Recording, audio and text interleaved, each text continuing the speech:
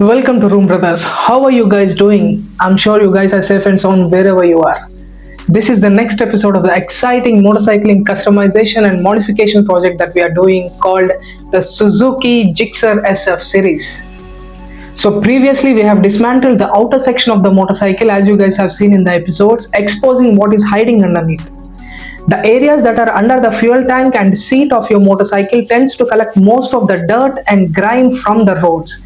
Yet you have some of the most vital components there like the wiring, electronics, carburetors, fuel injectors, fuel systems, fuel pumps, ECU, so on. So these components need to be clean and tidy for them to function properly without giving you any headaches. So in this episode, we're gonna clean and inspect those areas and see if they require any service or replacement of parts.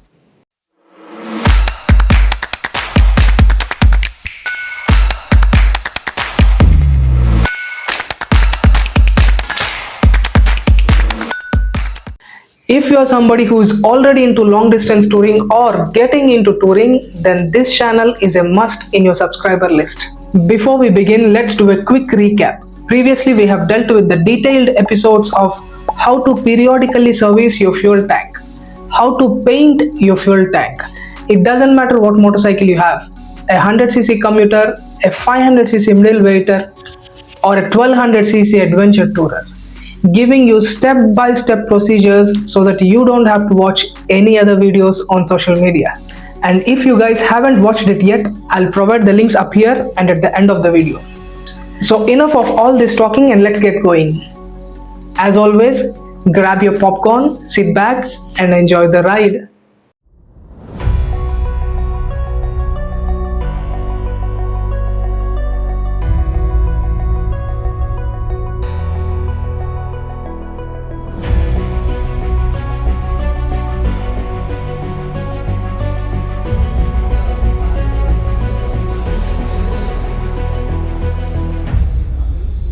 Some of you guys might think this is very boring to look at and not at all important, but as boring as it may seem, let me explain the technicality behind it.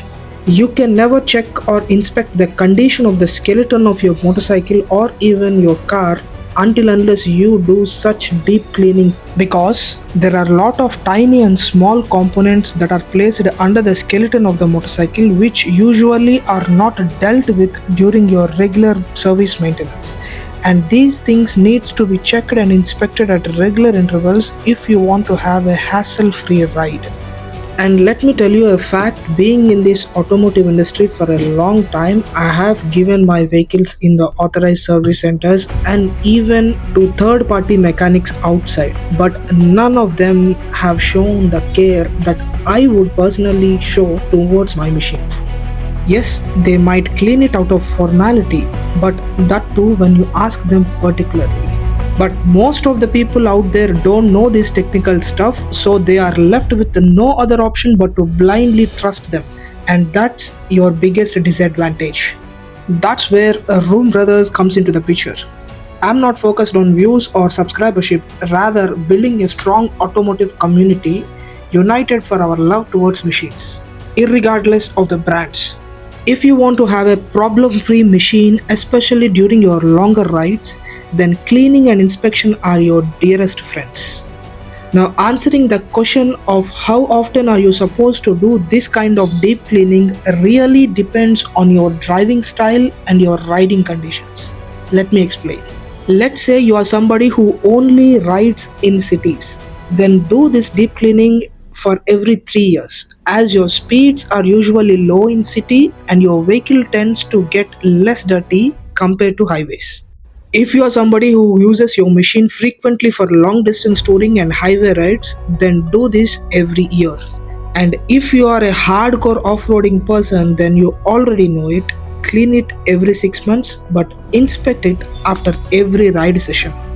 If you guys do like what you're watching and it's adding value to your life, then do consider subscribing and engaging with my content on Room Brothers as a token of appreciation, as it allows me to reach to even more wider audience. In this deep cleaning session, I have checked and inspected the major components of the motorcycle, taking down notes for the future jobs that needs to be done. Just as a quick tip, I like to cover all the electrical components and couplers that are exposed so that they don't catch dust or get damaged. As you guys have seen and inspected along with me, there are no major issues with the motorcycle. The frame of the motorcycle is in good condition, but there are little jobs and services that needs to be done, which is expected after 7 years, since the motorcycle has done and gone through a lot of things, which is part and parcel of motorcycling servicing, which we're gonna deal as we move along with this project. And as always, each video is going to be a dedicated episode on how to maintain that specific part of the motorcycle. So you can't afford to miss even a single episode of this Suzuki Gixxer SF series. So guys, drive safe, ride hard, eat healthy, live right, and do good. The mantra of Room Brothers. I'll see you guys in the next one. Peace.